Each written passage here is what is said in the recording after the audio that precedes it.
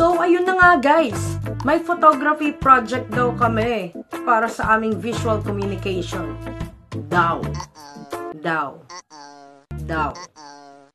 Keme.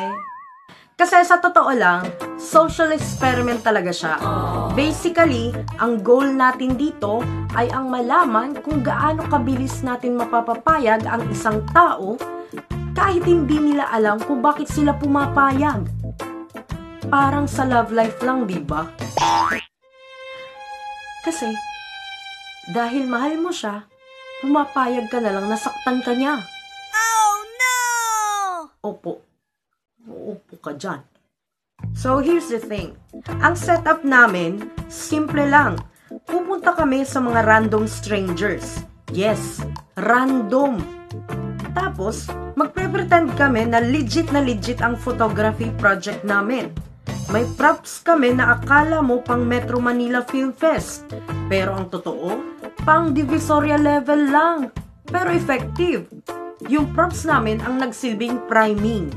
Sa madaling salita, pag may hawak kang malaking camera, nagiging mabait ang mga tao. Talaga ba? Tapos eto pa, ang galing din ng approach namin. Kailangan may acting. As in full role playing kami. Yung tipong kahit kami, napapaniwala naming may visual communication subject talaga kami dito sa part na to. Pero ang pinaka-interesting, pag may barkada sila, mas madali silang mapapayag.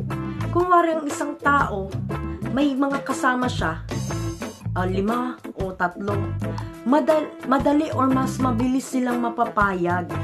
Kasi, yung friend nila mismo yung nagsasabi ng, uy, go na, sige na. Kinakantsawan nila yung friend nila para may maipost daw sila sa social media.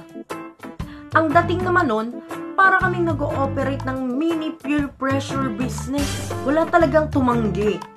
Lahat game, lahat pumayag, lahat ready magpaka-model. Feeling ko next time, pwede na kaming magpa-picture kasama yung presidente. What? Ng alin?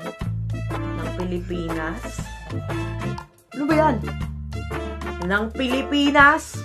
After the shoot, nag-reveal na kami. It's a prank. Guys, it's a prank. Social experiment lang to. Buti na lang, mababait ang aming mga na-approach. Walang nagalit, walang nang-away, walang sumigaw ng hilabos ang prinsipal. Wala namang ganun. Walang ganun na nangyari. Siyempre, bilang pasasalamat o pag-thank you sa kanila, ibinigay namin sa kanila ang copy ng kanilang mga photo at yung mga result ng photoshoot na ginawa namin sa kanila. At sila na pag-eksperimentuhan nga talaga. At advantage na rin yun. Baka magka-blackmailan kami dito. At least HD, di ba? Hindi masyadong malabo yun. So, yun. Effective pala kaming magpanggap.